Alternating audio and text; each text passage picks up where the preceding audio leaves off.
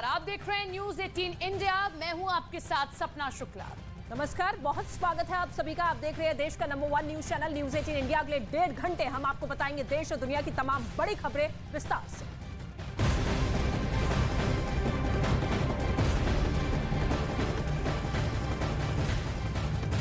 और बुलेटिन की शुरुआत नेपाल में हुए विमान हादसे से करते हैं। नेपाल में पोखरा में बड़ा विमान हादसा हुआ है। पोखरा में लैंडिंग से पहले ही यति एयरलाइंस का विमान हादसे का शिकार हो गया है, जिसमें 72 लोगों की मौत हो चुकी है। इस विमान में 68 मुसाफिर थे, 4 क्रू मेंबर थे और अब तक 68 शव निकाले जा चुके हैं। इस दर्दनाक हादसे में सभी की मौत हो चुकी है। शुरुआती जांच में पता ये चला है कि यह हादसा तकनीकी खराबी की वजह से हुआ है।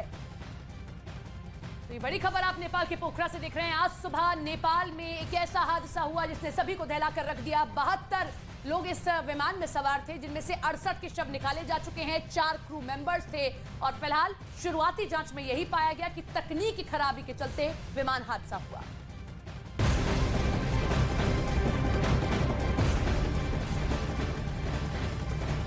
तो आपको बता दें कि नेपाल के पोखरा से विमान हादसे की जो तस्वीरें सामने आ रही है वो सभी को सन्न कर रही है। अगर ये विमान 10 सेकंड और उड़ान भर लेता तो उसमें सवार सभी यात्री और क्रू मेंबर्स की जान बच सकती थी, लेकिन रनवे पर पहुंचने से पहले ही ये प्लेन हादसे का शिकार हो गया और प्लेन में सवार सभी लोगों की मौत हो गई।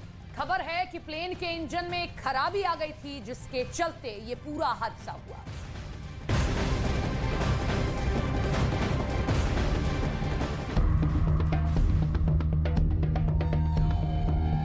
धधकती आग और आसमान की ओर उड़ता काला धुआं। ये वीडियो सामने आया नेपाल के पोखरा में हुए विमान हादसे के बाद। ये विमान क्रैश होते ही टुकड़ों में बट गया। आनन फानन में रेस्क्यू टीम मौके पर पहुंची और राहत बचाव का काम शुरू किया गया।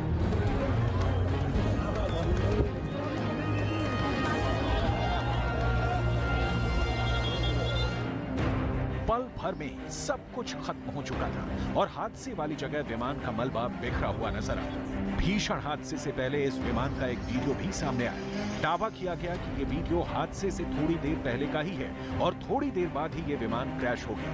पोखरा घाटी में जिस जगह यह हादसा हुआ वो पूरा इलाका धुएं से घिर गया। मौके पर रेस्क्यू टीम अपने ऑपरेशन में डटी रही और आसमान से भी हेलीकॉप्टर के जरिए रेस्क्यू ऑपरेशन शुरू किया गया। इस हादसे के फौरन बाद पोखरा एयरपोर्ट को बंद कर दिया गया और युद्ध स्तर पर रेस्क्यू ऑपरेशन चलाया गया, लेकिन किसी को बचाया नहीं जा सका। इस हादसे में विमान में सवार सभी 68 यात्रियों और 4 क्रू मेंबर्स की जान चली गई, जिसमें कुछ भारतीय भी शामिल थे। यति एयरलाइंस का विमान ATR-72 नेपाल की राजधानी काठमांडू से पोखरा की उड़ान पर था। सुबह 10 बजे इस विमान ने उड़ान भरी और सुबह 10:33 पर विमान हादसे का शिकार हो गया। जानकारी के मुताबिक यति एयरलाइंस का विमान रनवे से महज 10 सेकंड की दूरी पर था। हादसे के बाद चारों तरफ अफरा तफरी मच गई। पहले खबर आई कि खराब मौसम की वजह से विमान पहाड़ी से टकरा गया, लेकिन बाद में नेपाल एयरपोर्ट अथॉरिटी का बयान सामने आया, जिसके मुताबिक यह हादसा प्लेन में आई खराबी की वजह से हुआ। तो नेपाल में पोखरा में हुए विमान हादसे में 72 लोगों की जान चली गई है। जी हां, पोखरा में एयरपोर्ट के पास यति एयरलाइंस का जो विमान था वो हादसे का शिकार हुआ। यति एयरलाइंस हादसे का शिकार हुआ। सुबह 10:33 पर विमान हादसे का शिकार हुआ, ये जानकारी सामने आई। पोखरा एयरपोर्ट पर लैंडिंग से 10 सेकंड पहले, महज 10 सेकंड पहले ये पूरा हादसा हुआ है। इसके साथ ही आपको बता दें कि विमान में सवार 72 लोगों की मौत हो चुकी है। 68 पैसेंजर्स थे, 4 क्रू मेंबर्स थे। सुबह 10 बजे प्लेन ने काठमांडू से उड़ान भरी थी और 10:33 पर यह हादसा हो जाता है।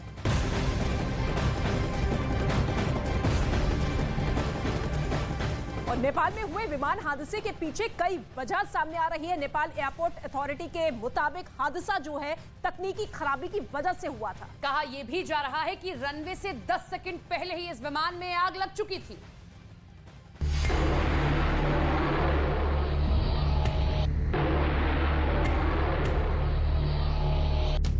रनवे से 10 सेकंड पहले ही खत्म हो गई 10 जिंदगियां। लैंडिंग की परमिशन मिलने के बाद भी हुआ भीषण हादसा। पायलट ने पहले पूरब और फिर पश्चिम दिशा से लैंडिंग की मांगी थी परमिशन। नेपाल के पोखरा में हुआ विमान हादसा बहुत ही भयानक था। जिस तरह रनवे से 10 सेकंड पहले ये विमान हादसे का शिकार हो गया, उससे कई तरह के सवाल खड़े हो रहे हैं। सवाल ये भी है कि क्या लैंडिंग के वक्त पायलट और एटीसी के बीच कोई मिसकम्युनिकेशन हुआ था। जानकारी के मुताबिक हादसे के वक्त विमान रनवे से महज 10 सेकंड की दूरी पर था। पोखरा एयरपोर्ट का रनवे पूर्व से पश्चिम दिशा की ओर बना हुआ है। बताया गया कि लैंडिंग के लिए पायलट ने पहले पूरब की दिशा से परमिशन मांगी थी और परमिशन मिलने के बाद फिर पायलट ने पश्चिम दिशा से लैंडिंग की परमिशन मांगी। फिर एटीसी ने पश्चिम दिशा से भी लैंड करने की अनुमति दे दी, लेकिन फिर भी ये प्लेन रनवे पर लैंड नहीं कर पाया। वहीं नेपाल की सिविल एविएशन अथॉरिटी का कहना है कि लैंडिंग से ठीक पहले विमान में आग की लपटें दिखाई दी थी और यह हादसा मौसम की खराबी की वजह से नहीं, तकनीकी खराबी की वजह से हुआ था।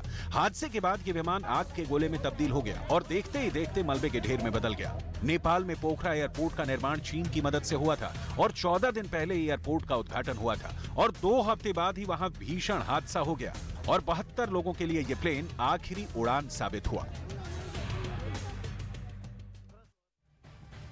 तो नेपाल में इतने बड़े विमान हादसे के दौरान तकनीकी खराबी की अब बात सामने आती है, लेकिन पोखरा एयरपोर्ट के एटीसी के मुताबिक विमान के पायलट ने पहले पूर्व की तरफ से लैंडिंग की इजाजत मांगी, जिसके बाद उसे इजाजत दे दी गई।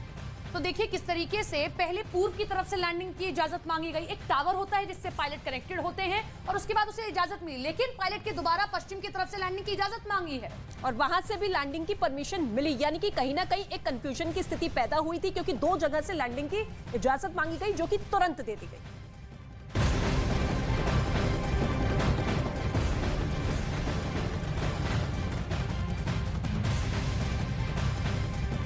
और नेपाल में हुए विमान हादसे का जो वीडियो सामने आया है वो दहशत पैदा करने वाला है। 10 सेकंड के फासले में 72 जिंदगियां यहां खत्म हो गई। जिस विमान को 10 सेकंड बाद रनवे पर लैंड कर लेना था, वो विमान 10 सेकंड में आग का गोला बन गया। खबर यह भी है कि जिस एयरपोर्ट से ठीक पहले यह हादसा हुआ, उस पोखरा एयरपोर्ट को चीन के सहयोग से नेपाल ने बनाया था और महज 14 दिन पहले ही इस एयरपोर्ट का उद्घाटन हुआ था।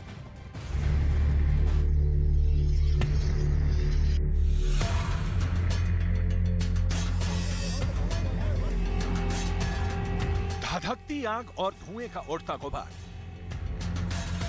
चारों तरफ अफरा तफरी, मची चीख पुकार। रनवे से 10 सेकंड पहले 72 जिंदगियां खत्म। नेपाल में हुए विमान हादसे का ये वीडियो देखकर हर कोई दहशत में है। विमान में सवार 72 लोग चंद सेकंड में काल के गाल में समा गए। गलती किसकी थी? हादसा क्यों हुआ? क्या हादसे को टाला जा सकता था? क्या तकनीकी खराबी के कारण हादसा हुआ? इन तमाम सवालों के जवाब तलाशे जा रहे हैं, लेकिन विमान हादसे के आखिरी मिनट में क्या हुआ था, ये हम आपको बताएंगे। पोखरा हादसे से पहले चंद सेकंड के इस वीडियो को ध्यान से देखिए। वीडियो में विमान दुर्घटनाग्रस्त होने से ठीक पहले हवा में बाईं तरफ ज्यादा झुक रहा है। तेजी से नीचे आ रहा विमान पूरी तरह अनियंत्रित हो चुका था। विमान के अंदर अफरा तफरी मच गई। किसी को कुछ नहीं समझ में आ रहा था। विमान के अंदर लोग चीख चिल्ला रहे थे। विमान को 10 सेकंड के भीतर लैंड करना था, लेकिन विमान अनियंत्रित होकर जमीन से टकराया और आग का गोला बन गया। स्थानीय लोगों का कहना था कि अनियंत्रित विमान जैसे ही जमीन से टकराया, एक जोरदार धमाके की आवाज सुनाई दी। धमाके के तुरंत बाद दुर्घटना वाली जगह से आग की लपटें उठने लगी। धुआं इतना ज्यादा था कि कई किलोमीटर दूर से देखा जा सकता था। आसपास के तमाम लोग और रेस्क्यू टीम के लोग तुरंत मौके पर पहुंचे। पोखरा में यह विमान हादसा रनवे से महज कुछ मीटर दूर हुआ। धधकती आग में जब तक कोई कुछ समझ पाता, सब कुछ जलकर राख हो चुका था। रेस्क्यू कर्मचारियों को मिले सिर्फ शव। विमान में सवार सभी लोगों की मौत इस हादसे में हो गई।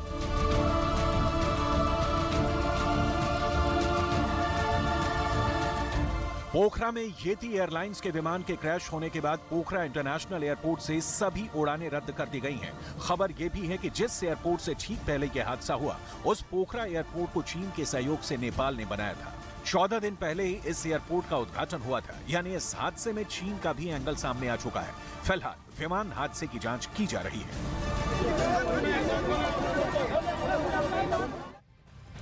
तो ये पहली बार नहीं है नेपाल में कोई ऐसा हादसा हुआ है। नेपाल इससे पहले भी कई हादसों का गवाह रहा है। 15 जनवरी 2023 यानी कि आज पोखरा में हुए विमान हादसे में 72 लोगों की मौत हो गई। इससे पहले 1992 में नेपाल में भीषण प्लेन हादसा हुआ था और इस हादसे में 167 लोगों ने अपनी जान गंवाई थी। इसके साथ ही मार्च 2018 में काठमांडू के पास यूएस बांग्ला एयरलाइंस का प्लेन क्रैश हुआ था, जिसमें 51 लोगों ने अपनी जान गंवा दी। 29 मई 2022 को तारा एयरलाइंस का प्लेन क्रैश होता है और इसमें 22 लोगों की मौत हो जाती है। इसके साथ ही 24 फरवरी 2016 को तारा एयरलाइंस का प्लेन हादसे का शिकार हुआ था, जिसमें 23 लोगों की मौत हो गई। 2012 में भी एक हादसा होता है, वो भी काठमांडू में, और इस हादसे में 19 लोगों की दर्दनाक मौत हो जाती है।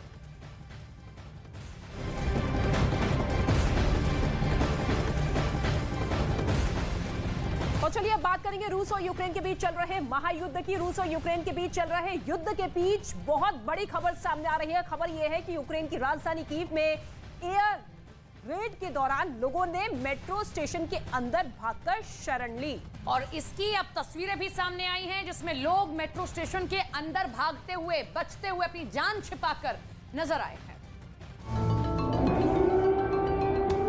हालात ऐसे हो चुके हैं कि कीव में आए दिन ऐसे डरावने सायरन सुनाई देते हैं, जिसके बाद स्थानीय लोगों को अपनी जान बचाकर जमीन के नीचे बने बंकरों या फिर मेट्रो स्टेशन के अंदर जाकर छिपना होता है, क्योंकि रूस के सैनिकों के निशाने पर राजधानी कीव है, जिसको लेकर सिलसिलेवार तरीके से कीव पर हमले जारी हैं। कीव शहर के मेट्रो स्टेशन के अंदर की ये तस्वीरें आई, जिसमें कई महिलाएं अंदर पनाह लेती नजर आईं। कीव में अचानक से हवाई हमले का सायरन बजा, जिसके बाद सभी लोग मेट्रो स्टेशन के अंदर भागकर पहुंच गए। राजधानी कीव में हवाई हमले का सायरन बजने से पहले तेज धमाके की आवाजें भी सुनी गई। इस हमले के बाद अधिकारियों ने नागरिकों को सुरक्षित जगहों पर आश्रय लेने के लिए कहा। रूस के हमलों से यूक्रेन का बुनियादी ढांचा तहस नहस हो रहा है, जिसके बाद वहां अफरा तफरी मच चुकी है।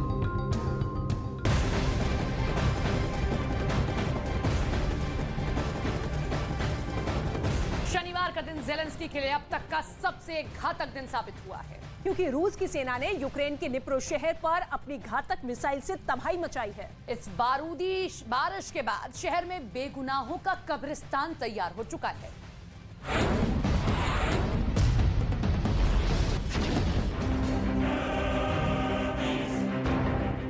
शनिवार का दिन ज़ेलेंस्की के लिए इस साल का सबसे भारी दिन साबित हुआ, जब यूक्रेन की जमीन रूस की दमदार मिसाइलों के दम से दहल गई।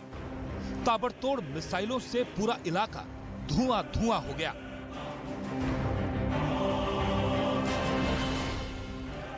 शाम के करीब 7 बज रहे थे। जगह थी यूक्रेन का निप्रो। आसमान से आग की तरह रूस की मिसाइलें यूक्रेन की जमीन पर कहर ढाती चली गईं। एक के बाद एक मिसाइल ने इलाके में धुएं का गुबार उठा दिया और देखते ही देखते निप्रो शहर में कब्रिस्तान तैयार कर दिया। हवाई हमले के चलते पूरे शहर में सायरन बजने लगे। लोगों में भगदड़ मच गई। दावा किया गया कि रूस ने यूक्रेन के निप्रो शहर में 30 से ज्यादा मिसाइल दागी। इस बारूदी तबाही में 14 से ज्यादा लोगों की मौत हो गई और 73 से ज्यादा लोगों की हालत अब भी नाजुक बनी हुई है। इस वक्त यूक्रेन के जिन फ्रंट पर लड़ाई चल रही है, वहां मुकाबला बिल्कुल आमने सामने का है। जगहों के बीच लड़ाई चल रही है। नदी किनारे भी संग्राम जारी है। खाली हो चुके रिहायशी इलाकों में गोलीबारी हो रही है। दोनों तरफ के सैनिक एक दूसरे के खून के दुश्मन बन चुके हैं और इसी दुश्मनी की निशानी है निप्रो में देर शाम हुआ ये घातक हमला, जिसमें सैन्य नहीं आम नागरिकों की भी मौत हो गई। Удару зруйнований житловий будинок, звичайна панельна 9-поверхівка, який доволі багато в різних містах Східної і Центральної Європи. Всі поверхи цього будинку з 2 по 9 впали від вибуху російської ракети. Вдалося врятувати десятки людей, поранених, травмованих, їм надають. बारूदी तबाही मचाने के लिए घातक मिसाइलों का पुतिन की पलटन ने इस्तेमाल किया था। यूक्रेन के सैन्य अधिकारियों के मुताबिक 30 से ज्यादा मिसाइलों से तूफान लाने की कोशिश की गई थी। लेकिन यूक्रेन की सरहद पर तैनात एंटी मिसाइल सिस्टम में कई मिसाइलों को हवा में ही नेस्तनाबूद कर दिया गया। Ми партнерами тими, хто розуміє, чому не можна давати такому злу жодного шансу. Бо таке зло не знає кордонів. Із понад 30 запущених по Україні за день ракет понад 20 було збито. Це сотні врятованих життів. Я дякую за це нашим повітряним силам, нашим зенітникам і усім, хто допомагає. На жаль, є влучання і в об'єкти енергетичної інфраструктури. У зв'язку з цим найскладніша ситуація на Харківщині та Київській області. Ремонтні бригади роблять. रूस अपनी मिसाइलों का दम यूक्रेन में दिखा रहा है। नए साल की शुरुआत में ही यूक्रेन में रूस के हमलों की बाढ़ आई हुई है। निप्रो से पहले पुतिन की सेना ने खार्किव, खैरसोन, डोनेस्क और ओडेसा में भी बम बरसाए थे। इस हमले के बाद यूक्रेन के ज्यादातर इलाकों में इमरजेंसी ब्लैकआउट लागू कर दिया गया है। इलाके की पावर ग्रिड तबाह हो चुकी है। अस्पताल, मैटरनिटी वार्ड, रिहायशी इमारतों में अंधेरा छाया हुआ है। रूस ने यूक्रेन पर हमला करने के लिए इस बार X-22 मिसाइलों की मदद दी है। X-22 जो कि वजन में करीब 1000 किलो तक होती हैं और 600 किलोमीटर तक के टारगेट को आसानी से तबाह करने की ताकत रखती हैं। रूस का खिलाफ यूक्रेन की सेना कई मोर्चों पर मजबूत दिखी। अपने हिस्से से छीने इलाकों को हासिल करने के लिए पुतिन की सेना दम लगा रही है, हर घातक मिसाइल का इस्तेमाल कर रही है और संहार मचा रही है।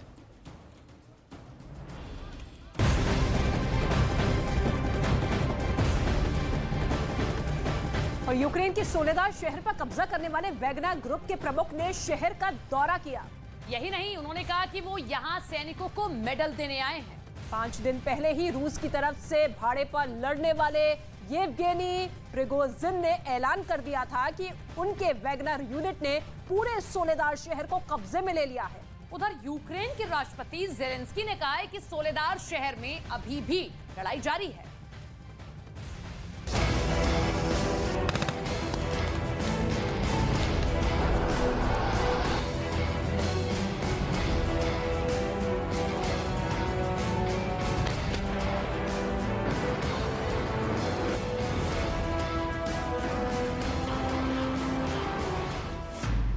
सोलेदार शहर पर कब्जे का क्या है मतलब?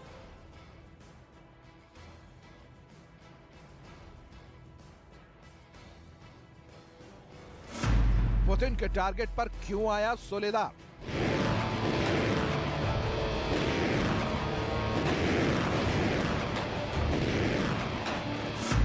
क्या सोलेदार से यूक्रेन में भड़केगी ज्वाला?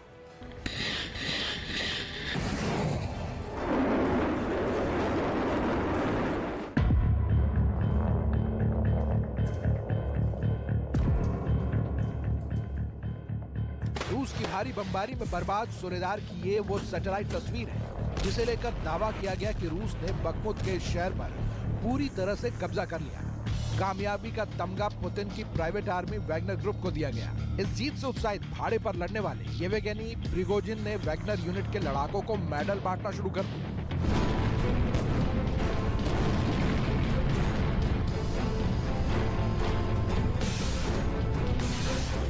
Парням, которые брали Солидар.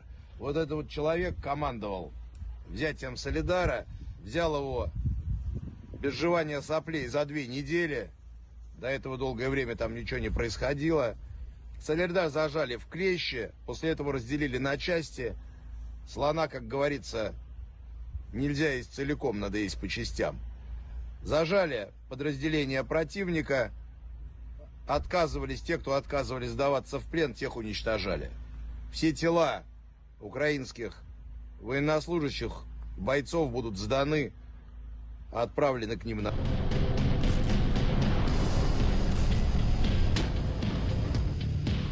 छोटा सा शहर सोलेदार यूक्रेन के पूर्वी हिस्से में है, लेकिन सवाल है कि रूस के लिए शहर मेन टारगेट क्यों बन गया। रणनीतिक रूप से बेहद अहम सोलेदार शहर बखमुत से महज 10 किलोमीटर की दूरी पर है। सोलेदार पर कब्जे का मतलब होगा यूक्रेन के कई शहर अब रूस के तोपों के सीधे निशाने पर आएंगे। कीव पर कब्जे का पुतिन ने क्या नया गेम प्लान तैयार किया है? पुतिन की फौज की पूरी रणनीति का एक एक हिस्सा बेपर्दा होगा, लेकिन सबसे पहले वो तस्वीर जिसे देखकर रूह कांपते हैं।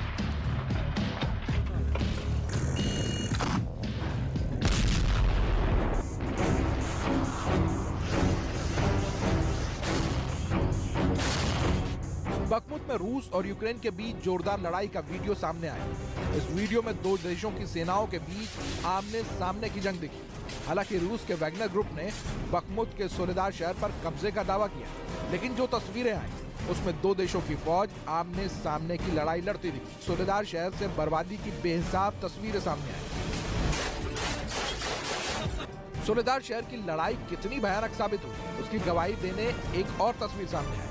जंग के मोर्चे से आए इस वीडियो में एक तरफ गोला बारूदों की बरसात दिखी, तो इस तबाही के बीच यूक्रेन के सैनिक अपने घायल साथियों की मदद करते दिखे। जंग में शहर की अहमियत क्या है, इसे समझने के लिए पहले समझिए कि ये शहर पुतिन के लिए इतना महत्वपूर्ण क्यों है। इस शहर को जीतने का मतलब है कि राष्ट्रपति व्लादिमीर पुतिन को रूस में अपने विरोधियों को चुप कराने का मौका मिलेगा। दूसरा, इस शहर पर कब्जे के बाद पास के शहर बखमुत में सैनिकों को भेजना आसान हो जाएगा और यूक्रेन की सेना की पहुंच को रोका जा सकेगा। सोलेदार शहर पर कब्जे की लड़ाई जंग में अब तक सबसे खूनी जंग साबित हुई है। इस जंग के लिए पुतिन ने पूरी ताकत झोंकी। इस पर कब्जे के लिए एक तरफ रूस की सेना को भेजा गया, तो फ्रंट पर वैगनर के लड़ाकों ने मोर्चा संभाला।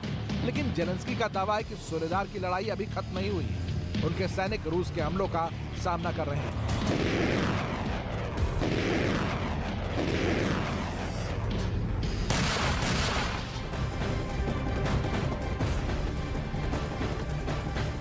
जनवरी में महायुद्ध के विकराल होने के संकेत अब मिल रहे हैं। दरअसल यूक्रेन को ब्रिटेन से जल्द ही चैलेंजर टैंक की बड़ी खेप मिलने जा रही है, जो पुतिन की सेना के सामने एक बड़ा खतरा पेश कर देगी। इसके साथ ही दावा है कि अगले हफ्ते तक चैलेंजर टैंक यूक्रेन में सेट हो जाएंगे।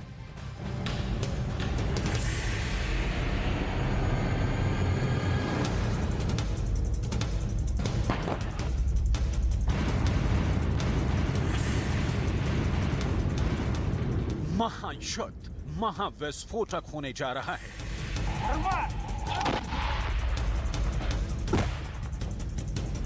जंग विध्वंसक होने जा रही है। रूस की जमीन पर संहार मचने वाला है।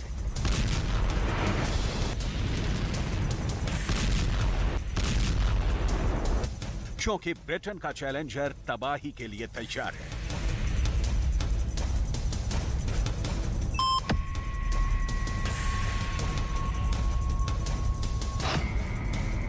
ब्रिटेन से जल्द ही 10 चैलेंजर 2 टैंक यूक्रेन पहुंच रहे हैं। ब्रिटेन के प्रधानमंत्री ऋषि सुनक ने चैलेंजर 2 टैंक और आर्टिलरी सिस्टम देने की घोषणा की है।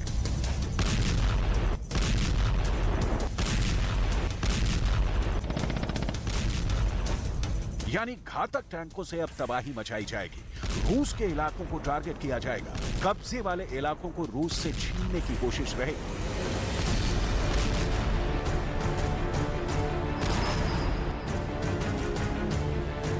टैंक कितने घातक होते हैं, महायुद्ध में दुनिया ने देखा, जब रूस और यूक्रेन की सेनाओं के टैंकों ने एक दूसरे के इलाकों में बख्तरबंद गाड़ियों, टैंक और तोपखानों पर अपने बारूद से नाम लिख दिया।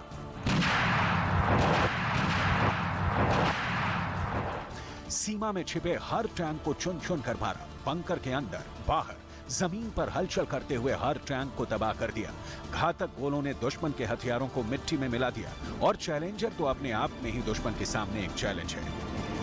Всі поверхи цього будинку з 2 по 9 впали від вибуху російської ракети.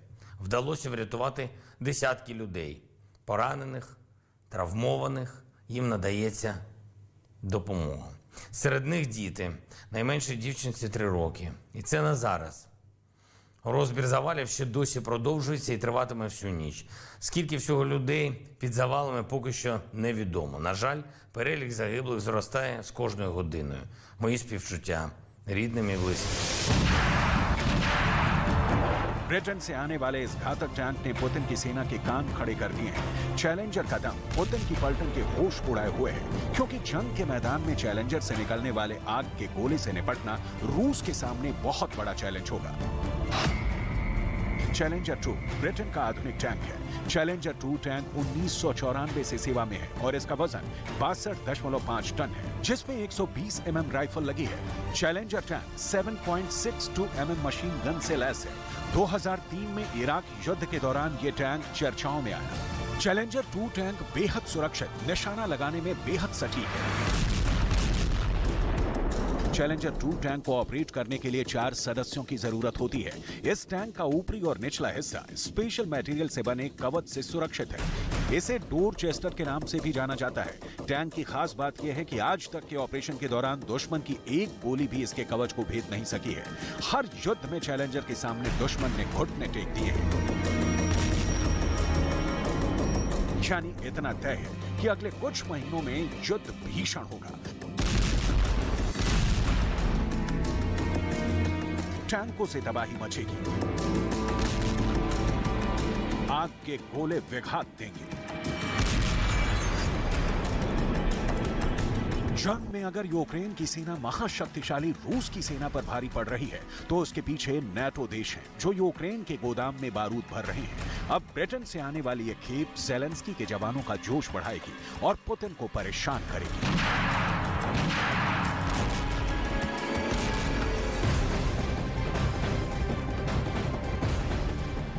और डिप्रो शहर पर रूस के हमले के बाद यूक्रेन की वायुसेना का दावा सामने आया है।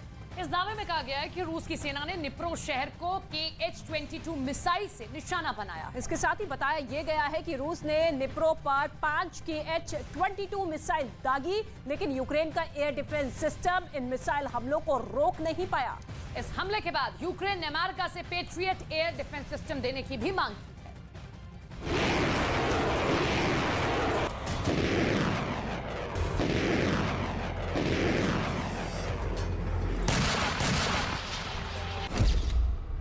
ज़ेलेंस्की के बंकर में खौफ जग गया।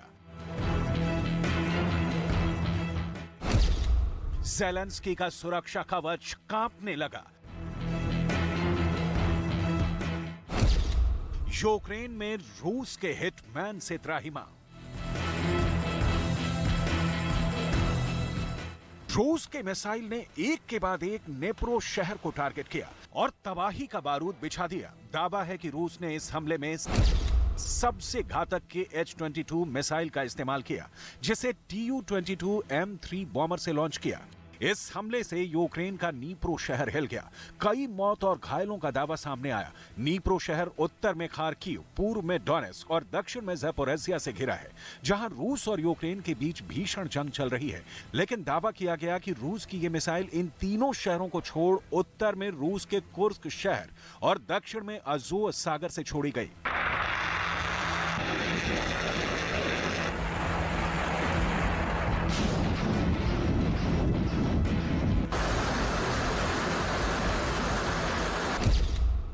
रूस बॉर्डर पर मौजूद कुर्स्क शहर यूक्रेन के नीप्रो से करीब 400 किलोमीटर दूर है, जबकि अज़ोव सागर से नीप्रो शहर की दूरी करीब 300 किलोमीटर है। दावा किया गया कि नीप्रो शहर में KH-22 मिसाइल से बड़ी इमारतों को निशाना बनाया गया।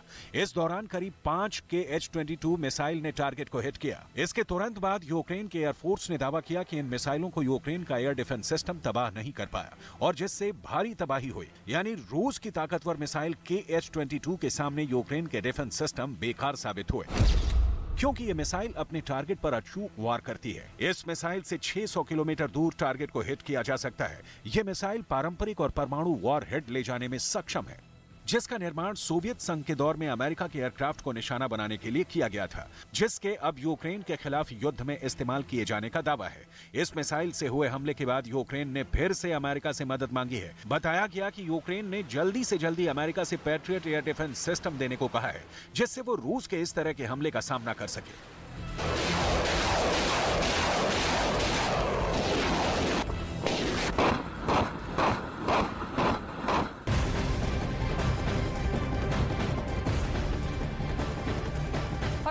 चीन में बढ़ते कोरोना के कहर की। चीन में कोरोना का कहर जारी है। वहां एक महीने में 60 1000 लोगों की इस महामारी से मौत हो चुकी है। और वहीं लोगों को इलाज भी नहीं मिल पा रहा है, अस्पताल में बेड मौजूद नहीं है, तो अंतिम संस्कार के लिए भी कतारें लगी हुई नजर आ रही हैं।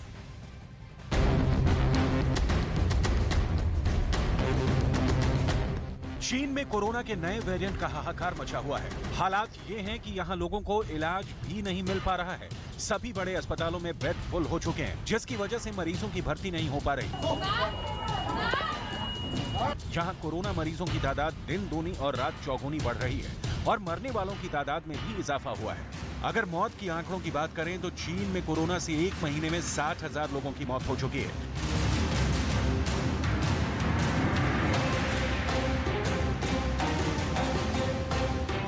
चीन के राष्ट्रीय स्वास्थ्य आयोग के मुताबिक 8 दिसंबर से 12 जनवरी के बीच अस्पतालों में कोरोना से 59,938 लोगों की जान गई।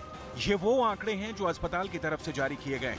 अगर जिन लोगों ने इलाज के अभाव में दम तोड़ दिया उन्हें भी जोड़ दिया जाए तो ये आंकड़ा और भी भयावह हो जाएगा। मौत के ये आंकड़े सामने आने के बाद से चीन पर एक बार फिर से सवाल उठने लगे हैं। सवाल ये भी है कि क्या चीन दुनिया से कोरोना का सच छिपा रहा है? बीजिंग में जीरो कोविड पॉलिसी के खिलाफ पिछले साल नवंबर महीने में प्रदर्शन शुरू हुए थे, जिसके बाद दिसंबर 2022 में शी जिनपिंग सरकार ने पाबंदियां हटा दी और उसी के बाद चीन में कोरोना विस्फोट शुरू हो गया और इस महामारी का दायरा बढ़ता ही चला गया और उसके बाद ओमिक्रॉन के नए सब वेरिएंट ने हाहाकार मचा दिया। और कोरोना की वजह से पूरी दुनिया में एक बार फिर चीन की आलोचना हो रही है। सवाल ये भी है कि क्या चीन दुनिया से एक सच है वो छिपा रहा है? क्योंकि चीन में कोरोना में एक महीने में 60,000 लोगों की मौत हो चुकी है। 8 दिसंबर 2022 से 12 जनवरी 2023 के बीच आंकड़ा है 59,938 लोगों का, मरने वालों का। इसके साथ ही अस्पतालों में भर्ती 5,503 लोगों की मौत जो है कोरोना की वजह से, सांस लेने में तकलीफ की वजह से हुई है। 54,435 लोगों की जान कोरोना से जुड़ी दूसरी घातक बीमारियों की वजह से हो गई है।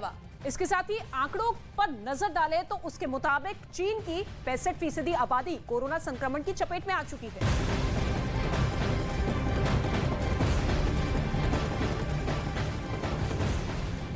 और अब बात करते हैं उत्तर भारत में पड़ती कड़ाके की ठंड की। देश के 3 पहाड़ी राज्य भारी बर्फबारी का सामना कर रहे हैं। जम्मू कश्मीर, हिमाचल प्रदेश और उत्तराखंड के ऊंचाई वाले इलाकों में भयंकर बर्फबारी हो रही है। बर्फबारी के बीच एवलांच की बेहद खतरनाक तस्वीरें जम्मू कश्मीर के सोनमर्ग से सामने आई हैं। 2 दिन में एवलांच की ये दूसरी घटना है जो कि इस वक्त आप देख रहे हैं किस तरीके से बर्फीला तूफान कहर बनकर टूट रहा है। आसमान में बर्फ का बवंडर, एवलांच का डरा देने वाला वीडियो। महज 10 सेकंड में जमा हो गई बर्फ की मोटी परत। बर्फ के सैलाब का ये वीडियो जम्मू कश्मीर के सोनमर्ग का है। इस सैलाब ने कंपनी के वर्कशॉप को अपनी चपेट में ले लिया। वीडियो में बर्फीला तूफान बड़ी तेजी के साथ आगे बढ़ता नजर आया। जब तक लोग कुछ समझ पाते तब तक वर्कशॉप बर्फ की चपेट में आ गया, जिसके बाद वहां काम करने वाले मजदूरों के बीच हड़कंप मच गया। वो बर्फीले तूफान से बचने के लिए इधर उधर भागते नजर आए तो कुछ लोग मोबाइल फोन में कुदरत के कहर का वीडियो रिकॉर्ड करते दिखे। कुछ देर तक तूफान वर्कशॉप से टकराया तो हर तरफ बर्फ ही बर्फ दिखाई दी। वहां मौजूद लोग वर्कशॉप के अंदर छिप गए। इसी दौरान कुछ लोग दूसरी तरफ से भागकर आते दिखे। हालांकि किसी जान माल के नुकसान की खबर नहीं है। बर्फीले तूफान की चपेट में आने से वर्कशॉप को मामूली नुकसान जरूर हुआ। बर्फीले तूफान के गुजर जाने के बाद वर्कशॉप के चारों तरफ सिर्फ बर्फ ही बर्फ नजर आई। इससे पहले गुरुवार को सोनमर्ग में ही बर्फीले तूफान की चपेट में आने से 2 मजदूरों की मौत हो गई थी। सरबल में एवलांच के बाद सर्च ऑपरेशन भी जारी है। एसडीआरएफ और सेना के जवान ये पता लगाने में जुटे हैं कि बर्फ के नीचे कहीं कोई फंसा तो नहीं है। सेना के जवानों ने इस इलाके में बन रहे मेन रोड टनल के लिए भी काम कर रहे मजदूरों को शिफ्ट करने का काम शुरू कर दिया है। तो जनवरी में पहाड़ों पर जमा देने वाली सर्दी पड़ रही है। बर्फबारी के कारण हर ओर सफेद चादर बिछी हुई नजर आ रही है। सड़क की बात की जाए, मकान की बात की जाए, पेड़ों की बात की जाए, हर तरफ आप देखिए बर्फ ही बर्फ। देखिए, हम आपके सामने ये 6 तस्वीरें रख रहे हैं। श्रीनगर, राजौरी, डोडा, शोपिया, सोनमर्ग और पहलगाम, ये सभी इलाके जम्मू कश्मीर के हैं। और जम्मू कश्मीर में इन दिनों बर्फबारी किस कदर हो रही है। कहीं पर्यटक मजे ले रहे हैं, इसके लुत्फ उठा रहे हैं, तो कहीं पर यही बर्फबारी लोगों के लिए मुसीबत बनकर आ चुकी है। तो अलग अलग जगहों की ये तस्वीर आप देखिए किस तरीके से आसमानी आफत अब इस तरीके से मनमानी करती हुई नजर आ रही है।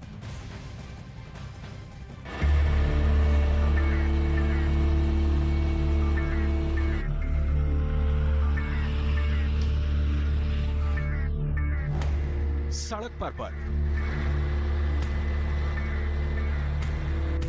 पेड़ की टहनियों पर बर्फ,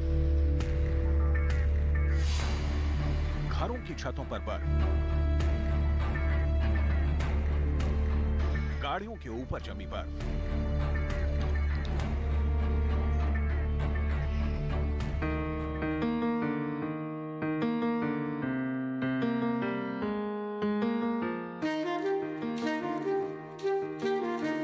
धरती का जन्नत कहे जाने वाले जम्मू कश्मीर में इन दिनों भारी बर्फबारी हो रही है।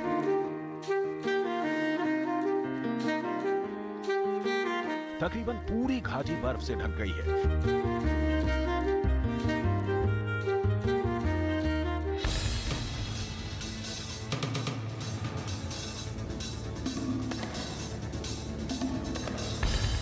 ये तस्वीरें कुपवाड़ा की हैं।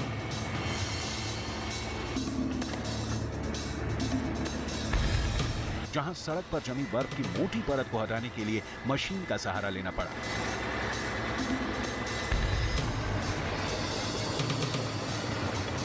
बर्फबारी के कारण पूरा इलाका सफेद नजर आ रहा है। पेड़ की टहनियों और पत्तियों पर बर्फ जम गई है। इस बर्फबारी में खो चुकी सड़क को बर्फ हटाने वाली मशीन के जरिए साफ किया गया।